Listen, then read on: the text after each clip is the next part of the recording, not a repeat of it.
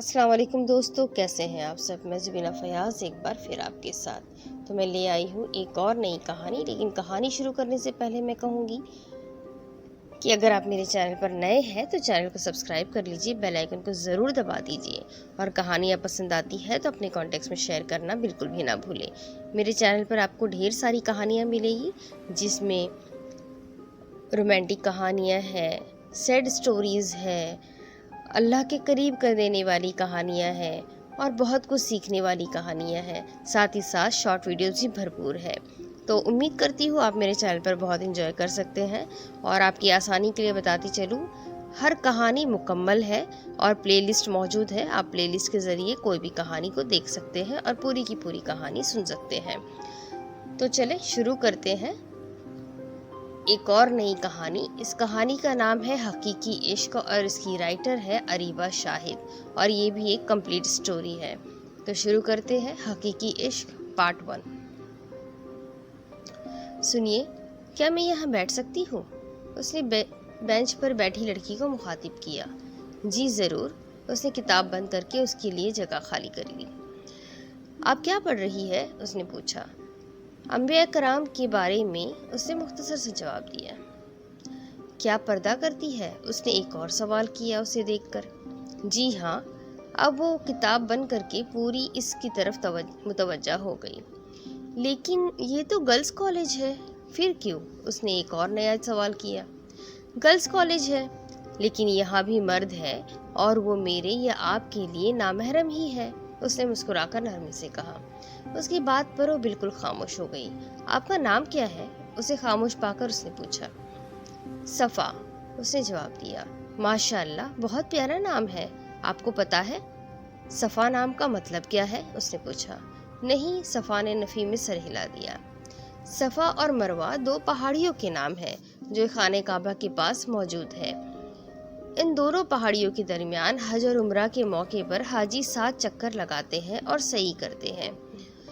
और इन दोनों नामों का मतलब है सफ़ा चिकना पत्थर और मरवा मुलायम पत्थर। और एक और कौल है कि सफ़ा के मानी ख़ास और ख़ालिस और मरवा के मानी छोटे छोटे पत्थर। उसने नर्म लहजे में कहा। ओह, मुझे तो अपने नाम का मतलब ही नहीं पता था। पहले मुझे अपना नाम बहुत बुरा लगता था, लेकिन अब तो बहुत अच्छा लगता है। ऐसा लगता है सबसे अच्छा नाम मेरा ही है। सफ़ा खुशी से चहकी। आपका क्या नाम है? मैंने तो पूछना ही भूल गई, सफ़ा ने सर पर हाथ मार के कहा। अफशा, उसने मुस्कुराकर जवाब दिया। माशाअल्लाह से आपका नाम भी बहुत प्यारा है, सफ़ा ने मुस्कुरा के कहा। शुक्रिया, अफशा भी मुस्कुरा दी। आप यहाँ नई लग रही है, अफशा ने उसे देखते हुए अंदाज़ा लगाया। जी, मैं यहाँ नई ही हूँ। दरअसल मैं लंदन में रहती थी, लेकिन अब बस यहाँ शिफ्ट हो गए, सफ़ा ने बताया। ओह अच्छा, आप शुरू से वहीं रहती हो? अफशा ने पूछा। नहीं, मैं 9-10 साल की थी जब हम वहाँ शिफ्ट हुए थे, लेकिन फिर वापसी आना ही पड़ा, सफ़ा बोली। अच्छा सही, अफशा बोली। आप किसके साथ रहती हैं यहाँ? सफ़ा ने पूछा और फिर अपने इस बेतुकाना सवाल पर अफसोस भी हुआ। सफ़ा, तुम भी ना, मतलब बंदा फैमिली के साथ ही तो रहता है ना, पूछ भी क्या रही हो? वो दिल ही दिल में खुद को मलामत करने लगी। मैं अपने बाबा और भाई के साथ रहती हूँ यहाँ, बाकी मामा वाले सब कराची में रहते हैं, अभी आए हुए हैं वो लोग भी, अफशा ने बताया। अच्छा, सफ़ा बोली। चलो फिर मिलेंगे, अभी मैं जा रही हूँ, देर हो रही है, अल्लाह हाफिज़, अफशा खड़ी होती हुई बोली। ठीक है, अल्लाह हाफिज़, सफ़ा भी साथ ही खड़ी हो गई। अस्सलाम वालेकुम अम्मी, अफशा ने घर में दाखिल होते हुए सलाम किया। वालेकुम अस्सलाम, बेटा ताई अम्मी आई है, उनसे जाकर मिल लो। जी, अफशा सर हिलाती हुई अंदर चली गई। अस्सलाम वालेकुम ताई अम्मी, कैसी हैं आप? अफशा ने सोफे पर बैठी ताई अम्मी को देखकर कहा। वालेकुम अस्सलाम, मैं ठीक हूँ, तुम कैसी हो? ताई अम्मी बोली। मैं भी ठीक, अल्लाह का शुक्र है, अफशा मुस्कुराकर बोली। कौन कौन आया है? अफशा ने पूछा। बस मैं और इब्राहिम आए हैं, ताई अम्मी ने कहा। अच्छा, बैठो ना हमारे साथ यहाँ, ताई अम्मी बोली। नहीं, मैं बाद में आती हूँ, फ्रेश हो जाऊँ? अफशा इब्राहिम को आते देखकर सलाम करके कमरे से बाहर निकल गई। अफशा, अफशा, बाहर आकर बैठ जाओ, कब से कमरे में घुसी हुई हो? आमिना बेगम ने आवाज़ दी तो आखिर अफशा को आना ही पड़ा। वो दुपट्टा पिनअप करके बाहर आ गई। अफशा, घर में तो सब अपने ही हैं, फिर कैसा पर्दा? ताई अम्मी ने कहा। ताई अम्मी, आप जानती हैं मैं पर्दा करती हूँ, और इब्राहिम भी नामहरम ही है मेरे लिए, अफशा ने कहा। भाई क्या महरम नामहरम लगा रखा है, बचपन साथ गुजारा है तुम लोगों ने, इससे कैसा पर्दा? और कुछ सालों पहले तो तुम्हें ये सब याद नहीं था, अचानक क्या हो गया? ताई अम्मी तंज करती हुई बोली। पहले नहीं करती थी लेकिन अब करती हूँ, अफशा ने कहा और उठकर कमरे में आ गई। अफशा अफशा, आमिना बेगम ने आवाज़ें दी। कैसी अजीब लड़की है, तमीज़ नहीं रही बिल्कुल, ताई अम्मी तब कर बोली। अफशा, ये क्या बदतमीज़ी थी? आमिना बेगम कमरे में आई। अम्मी, मैंने कोई बदतमीज़ी नहीं की। अफशा को रोना आ गया। ये सब क्या था फिर? पहले तो ऐसी नहीं थी तुम, और इब्राहिम तुम्हारे भाई के जैसा है, आमिना बेगम बोली। भाई जैसा है, भाई तो नहीं, अफशा ने उन्हें समझाना चाहा। अफशा, तुम्हारा दिमाग ख़राब हो गया है, अब तुम्हारी वजह से मुझे इतनी बातें सुनने को मिलेगी, आमिना बेगम गुस्से से कहती हुई कमरे में जाने लगी। अम्मी सुनिए तो, अफशा ने कुछ कहना चाहा लेकिन आमिना बेगम जा चुकी थी। अफशा वहीं बैठ गई। अल्लाह पाक, ऐसा कब तक चलेगा? मैं पर्दा कर रही हूँ, कोई जुर्म तो नहीं जिसकी सज़ा मुझे इस तरह दी जा रही है, ऐसे सलूक करके। आंसू पलकों की बाढ़ तोड़ कर बहने लगे। न जाने कब तक वो वहीं बैठी रोती रही और न जाने कब उसे नींद आ गई, पता ही नहीं चला। अगला दिन। अस्सलामुअलैकुम, सफ़ा ने आते हुए सलाम किया। वालेकुम अस्सलाम, अफशा ने मुस्कुराकर जवाब दिया। कैसी हैं आप? सफ़ा ने अपनी किताबें झोली में रख ली। मैं ठीक हूँ, अल्लाह का शुक्र है, आप सुनाओ, अफशा बोली। मैं भी ठीक। आप यहाँ अकेली क्यों बैठी रहती है? आपका कोई दोस्त नहीं है क्या? सफ़ा ने पूछा। नहीं, मेरे दोस्त है बहुत, लेकिन बस कुछ देर यहाँ आ जाती हूँ, अफशा ने नरम लहजे में कहा। ओह, फिर तो मैंने आपको डिस्टर्ब कर दिया, सॉरी, सफ़ा ने कहा। नहीं नहीं, ऐसी बात नहीं है, अफशा जल्दी से बोली। अच्छा, आप यहाँ भी नकाब में बैठी हैं? यहाँ तो कोई नहीं है, कोई मर्द भी नहीं, फिर क्यों? सफ़ा बोली। बस ऐसे ही आदत हो गई है, अफशा बोली। अच्छा, मुझे तो दिखा दे अपना चेहरा, सफ़ा ने मिन्नत की। अच्छा, अफशा ने नकाब हटाया। गोरी रंगत, बड़ी बड़ी आंखें, घनी पलकें, गुलाबी रंग, उसमें एक अलग ही बात थी जो लोग उसकी तरफ खींचे चले आते थे। माशाअल्लाह, आप तो बहुत प्यारी है, सफ़ा ने मुस्कुराते हुए कहा। शुक्रिया सफ़ा, आप भी बहुत प्यारी और क्यूट हो, अफशा ने तारीफ की। शुक्रिया सफ़ा, शुक्रिया, सफ़ा मुस्कुरा दी। आप पर्दा कब से कर रही है? सफ़ा ने पूछा। काफ़ी अरसा हो गया, अफशा ने कहा। शुरू से करती आ रही है? सफ़ा ने फिर पूछा। नहीं, पहले नहीं करती थी, पहले मैं कोई और ही अफशा थी। अफशा की आंखों में पिछले कुछ सालों के मंजर घूम गए। अच्छा, आपको किसने कहा था आप पर्दा करो? अल्लाह का हुक्म है, क्या ये काफ़ी नहीं? अफशा मुस्कुराकर बोली, और सफ़ा खामोश हो गई। अल्लाह पाक ने हुक्म दिया है पर्दे का, और अल्लाह का हुक्म मानना चाहिए। पहले मैं भी दुनिया की रंगीनियों में गुम थी, मैं पर्दा नहीं करती थी, लेकिन शरई पर्दा अब शुरू पर्दा रंगीनियों में गुम थी, मैं पर्दा करती थी लेकिन शरई पर्दा नहीं। आपको कुरान पाक पढ़ना आता है? अफशा ने नरम लहजे में पूछा। नहीं, मैं भूल गई, जब मैं छोटी थी तो पढ़ती थी, फिर अब काफ़ी वक्त से नहीं पढ़ा तो मैं भूल गई हूँ, सफ़ा ने शर्मिंदगी से कहा। वो शर्मिंदा थी, उसके चेहरे से साफ वाज़ेह हो रहा था। क्यों? अफशा ने फिर पूछा। हम जब वहाँ शिफ्ट हुए तो वहाँ का माहौल ही कुछ अलग था। मैं यहाँ पढ़ती थी लेकिन फिर वहाँ सब भूल गई। मामा की भी डेथ हो गई तो उसके बाद कोई और पढ़ाने वाला भी नहीं था। वहाँ की लाइफ बहुत बिजी है, बस वहाँ मामा के बगैर रहना और मुश्किल था, तो हम यहाँ आ गए, सफ़ा ने चेहरा झुकाकर कहा। ओह, अल्लाह आपकी मामा को जन्नत में आला मकाम अता फरमाए, अफशा ने दिल से दुआ दी। आमीन, सफ़ा भी बोली और अफशा भी। आप मुझे कुरान पढ़ना सिखाएंगी? कुछ देर की खामोशी के बाद सफ़ा ने कहा। जी बिल्कुल, क्यों नहीं, अफशा ने खुले दिल से जवाब दिया।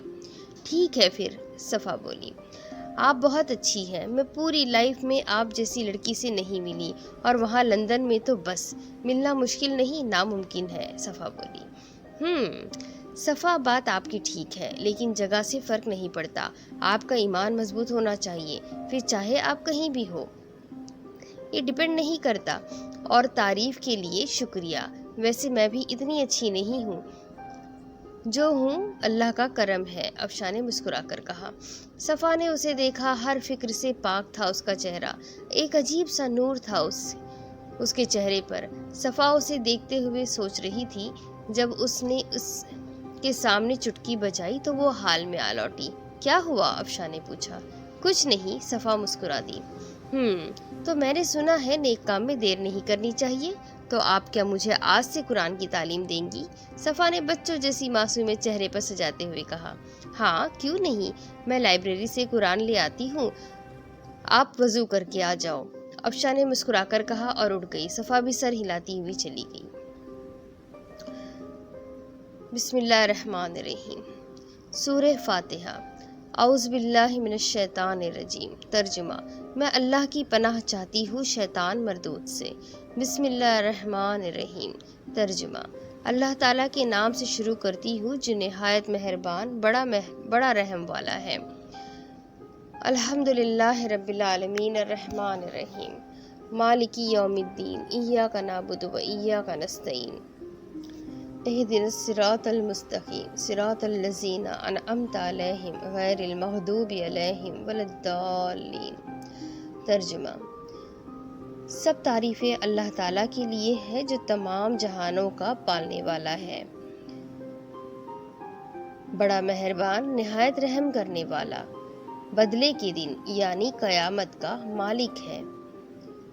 ہم صرف تیری ہی عبادت کرتے ہیں اور تجھ سے ہی مدد چاہتے ہیں۔ ہمیں سچی اور سیدھی راہ پر چلا۔ ان لوگوں کا راستہ جن پر تو نے انعام کیا، ان کا نہیں جن پر غضب کیا گیا، اور نہ گمراہوں کا۔ درس قرآن سورہ فاتحہ۔ سورہ فاتحہ کا تعارف۔ مقام نزول۔ اکثر علماء کے نزدیک سورہ فاتحہ مکہ مکرمہ میں نازل ہوئی ہے۔ امام مجاہد رحمۃ اللہ علیہ فرماتے ہیں کہ سورہ فاتحہ مدینہ منورہ میں نازل ہوئی ہے، اور ایک قول یہ ہے سورہ فاتحہ 2 مرتبہ نازل ہوئی، ایک مرتبہ مکہ مکرمہ میں اور دوسری مرتبہ مدینہ منورہ میں نازل ہوئی ہے۔ اس سورت میں 1 رکوع 7 آیتیں ہیں۔ سورہ فاتحہ کے اسماء اور ان کی وجہ تسمیہ۔ اس سورت کی متعدد نام ہیں اور ناموں کا زیادہ ہونا اس کی فضیلت اور شرف کی دلیل ہے۔ اس کے مشہور 15 نام ہیں۔ سورہ فاتحہ سے قرآن پاک کی تلاوت شروع کی جاتی ہے اور اسی سورت سے قرآن پاک لکھنے کی ابتدا کی جاتی ہے، اس لیے اسے فاتحۃ الکتاب یعنی کتاب کی ابتدا کرنے والی بھی کہتے ہیں۔ اس سورت کو ابتدا الحمدللہ سے ہوئی، اس مناسبت سے اسے سورہ الحمد یعنی وہ سورت جس میں اللہ تعالیٰ کی حمد بیان کی گئی ہے یہ بھی کہتے ہیں۔ نمبر 3 اور 4۔ سورہ فاتحہ قرآن پاک کی اصل ہے، اس بنا پر اسے ام القرآن اور ام الکتاب بھی کہتے ہیں۔ نمبر 5۔ یہ سورت نماز کی ہر رکعت میں پڑھی جاتی ہے، یا یہ سورت 2 مرتبہ نازل ہوئی ہے، شاید اس وجہ سے اسبع المثانی یعنی بار بار پڑھی جانے والی یا ایک سے زائد مرتبہ نازل ہونے والی 7 آیتیں کہا جاتا ہے۔ 6 سے 8 تک۔ دین کی بنیادی امور کا جامع ہونے کی وجہ سے سورہ فاتحہ کو سورۃ الکنز، سورۃ الوافیہ اور سورۃ الکافیہ بھی کہتے ہیں۔ شفا کا باعث ہونے کی وجہ سے اسے سورۃ الشفا اور سورۃ الشافیہ بھی کہتے ہیں۔ 9 سے 10۔ پھر 11 سے 15 تک۔ دعا پر مشتمل ہونے کی وجہ سے اسے سورۃ الدعا، سورۃ التعلیم، المصلحہ، سورۃ السوال، سورۃ المناجات اور سورۃ التفویض بھی کہا جاتا ہے۔ سورہ فاتحہ کے فضائل۔ احادیث میں اس سورت کے بہت سے فضائل بیان کیے گئے ہیں، ان میں سے 4 فضائل درج ذیل ہے۔ حضرت ابو سعید بن معلی رضی اللہ تعالیٰ عنہ فرماتے ہیں، میں نماز پڑھ رہا تھا تو مجھے نبی کریم صلی اللہ تعالیٰ علیہ وسلم نے بلایا، لیکن میں نے جواب نہ دیا۔ جب نماز سے فارغ ہو کر بارگاہ رسالت صلی اللہ علیہ وسلم میں حاضر ہوا تو میں نے عرض کی، یا رسول اللہ صلی اللہ علیہ وسلم، میں نماز پڑھ رہا تھا۔ تاجدار رسالت صلی اللہ علیہ وسلم نے ارشاد فرمایا، کیا اللہ تعالیٰ نے یہ نہیں فرمایا استحب اللہ وللرسول اذا دعاکم، اللہ اور اس کے رسول کی بارگاہ میں حاضر ہو جاؤ جب وہ تمہیں بلائے؟ پھر ارشاد فرمایا کیا میں تمہیں تمہارے مسجد سے نکلنے سے پہلے قرآن کریم کی سب سے عظیم صورت نہ سکھاؤں؟ پھر آپ صلی اللہ علیہ وسلم نے میرا ہاتھ پکڑ لیا۔ جب ہم نے نکلنے کا ارادہ کیا تو میں نے عرض کی یا رسول اللہ صلی اللہ علیہ وسلم، آپ نے فرمایا کہ میں تمہیں ضرور قرآن مجید کی سب سے عظمت والی صورت سکھاؤں گا۔ ارشاد فرمایا وہ صورت الحمدللہ رب العالمین ہے، یہی سبع مثانی اور قرآن عظیم سے ہے جو مجھے عطا فرمائی گئی ہے۔ حضرت عبداللہ بن عباس رضی اللہ عنہ فرماتے ہیں ایک فرشتہ آسمان سے نازل ہوا اور اس نے سید المرسلین صلی اللہ علیہ وسلم کی بارگاہ میں سلام پیش کر کے عرض کی یا رسول اللہ صلی اللہ علیہ وسلم، آپ کو ان دو نوروں کی بشارت ہو جو آپ کے علاوہ اور کسی نبی کو عطا نہیں کیے گئی، اور وہ دو نور یہ ہے، ایک سورہ فاتحہ، دوسری سورہ بقرہ کی آخری آیتیں۔ حضرت ابی بن کعب رضی اللہ عنہ سے روایت ہے حضور پر نور صلی اللہ علیہ وسلم نے ارشاد فرمایا اللہ تعالیٰ نے توریت اور انجیل میں ام القرآن کی مثل کوئی صورت نازل نہیں فرمائی ہے۔ حضرت عبد الملک بن عمیر رضی اللہ عنہ سے روایت ہے نبی کریم صلی اللہ علیہ وسلم نے ارشاد فرمایا سورہ فاتحہ ہر مرض کے لیے شفا ہے۔ سورہ فاتحہ کے مضامین۔ اس صورت میں یہ مضامین بیان کیے گئے ہیں۔ 1. اس صورت میں اللہ تعالیٰ کی حمد و ثنا کا بیان ہے۔ 2. اللہ تعالیٰ کے رب ہونے، اس کے رحمان اور رحیم ہونے، نیز مخلوق کے مرنے کے بعد دوبارہ زندہ کیے جانے اور قیامت کے دن ان کے اعمال کی جزا ملنے کا ذکر ہے۔ صرف اللہ تعالیٰ کی عبادت کا مستحق ہونے اور اس کے حقیقی مددگار ہونے کا تذکرہ ہے۔ 4. دعا کے آداب کا بیان اور اللہ تعالیٰ سے دین حق اور صراط مستقیم کی طرف ہدایت ملنے، نیک لوگوں کے حال سے موافقت اور گمراہوں سے اجتناب کی دعا مانگنے کی تعلیم ہے۔ یہ چند وہ چیزیں بیان کی ہیں جن کا سورہ فاتحہ میں تفصیلی ذکر ہے، البتہ اجمالی طور پر اس صورت میں بے شمار چیزوں کا بیان ہے۔ امیر المومنین حضرت علی المرتضیٰ کرم اللہ تعالی وجہ الکریم فرماتے ہیں اگر میں چاہوں تو سورہ فاتحہ کی تفسیر سے 70 اونٹ بھروا دوں۔ اعلیٰ حضرت امام احمد رضا خان رحمۃ اللہ تعالی علیہ حضرت علی مرتضیٰ کا یہ قول نقل کرنے کے بعد فرماتے ہیں ایک اونٹ کے یعنی کتنے ہی من بوجھ اٹھاتا ہے اور ہر من میں یعنی کتنے ہزار اجزاء ہوتے ہیں، ان کا حساب لگایا جائے تو یہ حساب سے تقریباً 25 لاکھ جز بنتے ہیں۔ یہ فقط سورہ فاتحہ کی تفسیر ہے۔ افشا قرآن پاک پڑھ کر صفا کو سنا رہی تھی اور ساتھ ساتھ سمجھاتی بھی جا رہی تھی۔ صفا مبہوت سی بس سن رہی تھی، نہ جانے کتنے سالوں بعد قرآن پاک کی تلاوت سن رہی تھی۔ وہ بہت قسمت والے ہوتے ہیں وہ لوگ جنہیں اللہ اپنی عبادت کے لیے چن لیتا ہے اور انہیں سیدھی راہ پر لے آتا ہے، اور جس کو چاہ ہوتی ہے رب کو پانے کی وہ پا کر ہی رہتا ہے۔ بے شک اللہ فرماتا ہے تو جو چاہے گا میں تجھے عطا کروں گا۔ اب یہ ہمارے اوپر ہوتا ہے کہ ہم رب کی بنائی ہوئی چیز کو مانگیں یا رب کو۔ عقل مند تو وہ ہوتا ہے جو رب کو مانگتا ہے، کیونکہ اسے معلوم ہوتا ہے یہ سب رب کا ہے۔ جب رب میرا تو سب میرا۔ صفا تم جانتی ہو اللہ پاک نے سورہ فاتحہ ہمارے پیارے نبی صلی اللہ علیہ وسلم کو تحفے کے طور پر دی ہے، اور اس کی تفسیر کے بارے میں تو ابھی میں تمہیں سنا چکی ہوں۔ حضرت علی نے فرمایا ہے کہ اگر وہ چاہے تو 70 اونٹ بھر دے صرف سورہ فاتحہ کی تفسیر سے۔ اگر میں تمہیں پورا دن لگا کر بھی سورہ فاتحہ کی تفسیر بتانا چاہوں تو کم ہے۔ افشا نے مسکرا کر کہا آج تک کے لیے اتنا کافی ہے۔ افشا نے قرآن پاک کی چوم کر غلاف میں لپیٹ لیا۔ شکریہ افشا، صفا نم آنکھوں سے بولی۔ تم رو رہی ہو؟ افشا کو لگا تو اس نے پوچھ لیا۔ نہیں بس، صفا نے آنکھ کا کنارہ صاف کیا۔ دیکھو صفا، تم مجھ سے کچھ بھی شیئر کر سکتی ہو بنا کسی جھجک کے، افشا نے نرم لہجے میں کہا۔ بس بہت سال ہو گئے قرآن پاک کو کھول کر تک نہیں دیکھا، پڑھنا تو بہت دور کی بات ہے، مجھے پڑھنا بھی آتا تھا لیکن میں بھول گئی، وہاں پڑھ نہیں سکی، اتنے سال تک اللہ سے غافل رہی میں نے، پھر بھی ہر نعمت سے نوازا خود کو، بہت گنہگار ہوں محسوس کر رہی ہوں۔ صفا کی آنکھوں سے آنسو بہنے لگے۔ صفا تم بہت خاص ہو، جانتی ہو کیوں؟ افشا نے اسے دیکھا جو سر جھکائے آنسو بہا رہی تھی۔ کیوں؟ صفا نے اس کی بات پر سر اٹھا کر اسے دیکھا۔ اللہ جن کو اپنی عبادت کے لیے چن لے وہ لوگ بہت خاص ہوتے ہیں اور تم ان لوگوں میں سے ہو، افشا پیار سے اسے سمجھا رہی تھی۔ لیکن میں، مطلب کیسے؟ صفا نے ناسمجھی میں اسے دیکھ کر کہا۔ صفا، اللہ بہت مہربان ہے، وہ ہمارے بڑے سے بڑے گناہ کو 2 پل میں معاف کر دیتا ہے۔ وہ کہتا ہے مجھ سے مانگو میں دوں گا، لیکن کوئی اس کے پاس جاتا ہی نہیں۔ صفا، شاید تم نہیں جانتی، اللہ ہر کسی کو اپنے خاص بندوں میں شامل نہیں کرتا، تمہیں موقع دیا ہے اس نے، تم خوش نصیب ہو۔ بس کچھ سمجھ نہیں پاتے، کچھ سمجھ جاتے ہیں، ورنہ تم ہی سوچو، تم وہاں لندن میں رہ رہی تھی اور یوں اچانک یہاں آنا، مجھ سے ملنا، اور پھر یہ قرآن سیکھنے کا کہنا، اور پھر قرآن پاک کی تلاوت کو سن کر تمہیں یوں احساس ہونا، کیا یہ سب ایک اتفاق ہے؟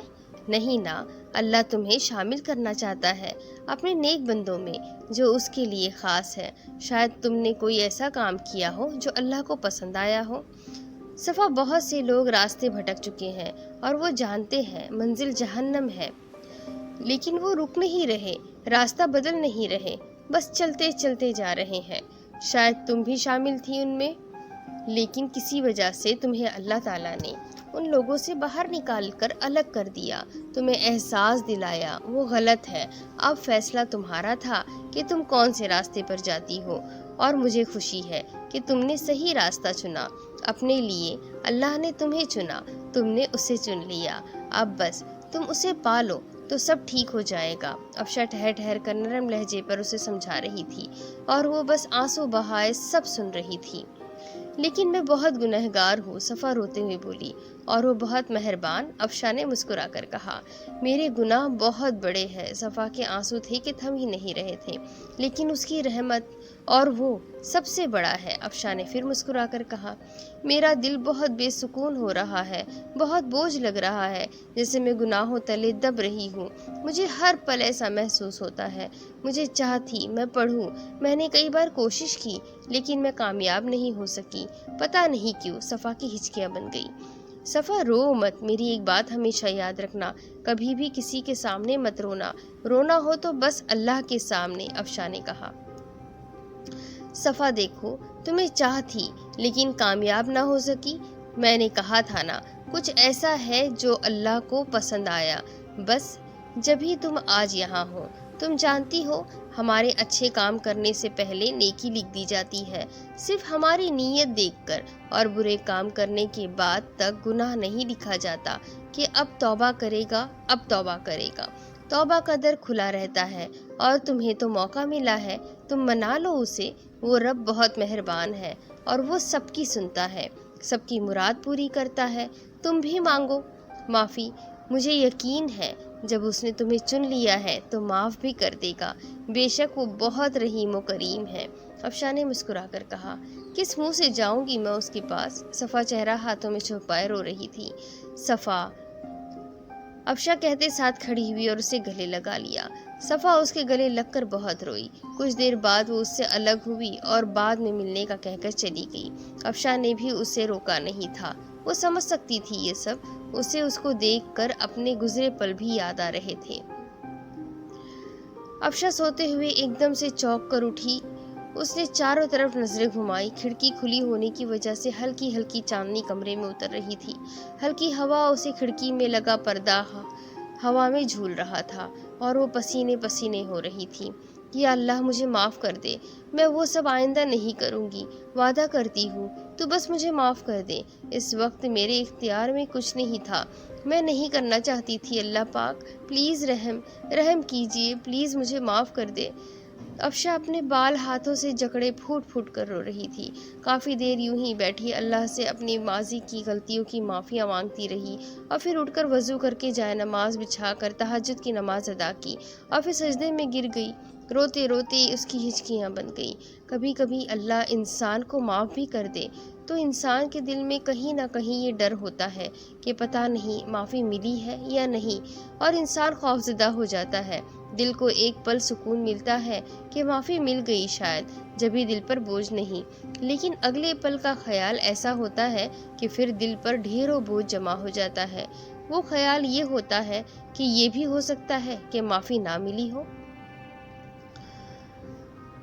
اگلے دن، افشا آپ کچھ پریشان لگ رہی ہیں، کوئی بات ہے؟ صفا نے اسے دیکھ کر پوچھا۔ نہیں تو، افشا بولی۔ آپ مجھے کہتی ہے جھوٹ نہ بولو، اب خود، صفا نے خفگی سے کہا۔ میرے گھر والوں کو پسند نہیں کہ میں پردہ کروں، افشا نے سر جھکا کر شکست خور لہجے میں کہا۔ اوہ، لیکن کیوں؟ انہیں تو خوش ہونا چاہیے کہ آپ پردہ کرتی ہے، یہ تو اچھی بات ہے، پھر ایسا کیوں؟ صفا نے تعجب سے اسے دیکھا۔ مجھے بھی سمجھ نہیں آتا ہے، ایسا ہے کیوں کہ جو اللہ کے قریب ہونا چاہتے ہیں، یہ دنیا اس کے پیچھے کیوں پڑ جاتی ہے؟ مجھ پر طنز کیے جاتے ہیں کہ پہلے تو بڑی افسر بنی پھرتی تھی، اب کیوں اتنا پردے کا خیال آ رہا ہے؟ افشا نے ضبط کرتے ہوئے کہا۔ آپ کچھ کہتی نہیں پھر؟ صفا نے اسے دیکھا جو آج باقی دنوں سے مختلف نظر آ رہی تھی۔ کیا کہہ سکتی ہوں میں؟ افشا ہنسی۔ اس کی ہنسی میں صفا نے ایک درد محسوس کیا۔ میں کچھ نہیں کہہ سکتی، اور کہوں کیا؟ میں نے سب کو بہت سمجھایا ہے، لیکن نہیں سمجھ آتا، اور میں اب ان سب کے چکر میں اللہ کو نہیں چھوڑ سکتی۔ افشا نے آسمان کی طرف نظریں اٹھائی۔ وہ تو صحیح ہے، لیکن پھر بھی انہیں سمجھنا چاہیے۔ صفا کو دکھ ہوا تھا اسے یوں دیکھ کر۔ اب اللہ کے آسرے ہیں، سب دعا ہے کہ سمجھ آ جائے، اور کیا کر سکتی ہوں میں؟ افشا بولی۔ یہ باتیں چھوڑو، قرآن پاک پڑھتے ہیں، افشا مسکرا کر بولی۔ ٹھیک ہے، صفا نے اس بات میں سر ہلا دیا۔ آج پھر کون سی آیت کا ترجمہ پڑھے؟ افشا سوچ میں پڑ گئی۔ کوئی بھی پڑھ لے، صفا بولی۔ اوکے، ہم آج سورۃ الناس پڑھتے ہیں، افشا مسکرا دی۔ ایک بات بتاؤ، تم نے کبھی قرآن پاک نہیں پڑھا؟ افشا پھر پوچھی۔ نہیں پڑھا ہے، لیکن ختم نہیں کیا۔ میں یہاں پڑھتی تھی، وہاں جا کر پڑھا نہیں تو بھول گئی۔ ابھی اگر کچھ پڑھوں تو جلدی سیکھ جاؤں گی، صفا نے سر جھکا کر کہا۔ ٹھیک ہے، میں اس لیے پوچھ رہی تھی، پھر میں تمہیں ویسے پڑھاتی، ابھی تو تفسیر کے ساتھ سمجھا رہی نا، بس اس لیے پوچھا، افشا نے کہا۔ درس قرآن سورۃ الناس۔ سورہ ناس کا تعارف۔ سورہ ناس زیادہ صحیح قول کے مطابق مدنی ہے اور بعض کے نزدیک مکی ہے۔ رکوع اور آیات کی تعداد۔ اس سورت میں 1 رکوع 6 آیات ہے۔ سورہ ناس نام رکھنے کی وجہ۔ عربی میں انسانوں کو الناس کہتے ہیں، اور اس سورت کی پہلی آیت میں یہ لفظ موجود ہے، اس مناسبت سے اسے سورۃ الناس کہتے ہیں۔ سورۃ الناس کے مضامین۔ سورۃ الناس کی اپنے سے ماقبل سورۃ فلق کے ساتھ مناسبت یہ ہے کہ سورہ فلق میں ظاہری شر سے اللہ تعالیٰ کی پناہ مانگنے کی تعلیم دی گئی ہے، اور اس سورت میں خفیہ شر سے اللہ تعالیٰ کی پناہ مانگنے کی تعلیم دی گئی ہے۔ اعوذ باللہ من الشیطان الرجیم۔ میں پناہ مانگتی ہوں اللہ کی شیطان مردود کے شر سے بچنے کے لیے۔ بسم اللہ الرحمن الرحیم۔ اللہ کے نام سے شروع ہو جو نہایت مہربان اور ہمیشہ رحم کرنے والا ہے۔ قل اعوذ برب الناس، ملک الناس، الہ الناس، من شر الوسواس الخناس، الذی یوسوس فی صدور الناس، من الجنۃ والناس۔ تم کہو میں تمام لوگوں کے رب کی پناہ لیتی ہوں، تمام لوگوں کا بادشاہ، تمام لوگوں کا معبود، بار بار وسوسے ڈالنے والے، چھپ جانے والے کے شر سے پناہ لیتی ہوں، جو لوگوں کے دلوں میں وسوسے ڈالتا ہے، جنوں اور انسانوں میں سے۔ اللہ تعالیٰ ساری مخلوق کا رب ہے، مگر چونکہ انسان اشرف المخلوقات ہے، اس لیے ان کا خصوصیت سے ذکر فرمایا ہے۔ انسان کی عظمت و شرافت۔ اس سے انسان کی عظمت و شرافت بھی معلوم ہوئی کہ بطور خاص اللہ تعالیٰ نے اپنی ربوبیت کی نسبت اس کی طرف فرمائی۔ علماء نے یہاں سے نکتہ بیان فرمایا ہے کہ اس صورت میں 5 مرتبہ لفظ الناس آیا ہے۔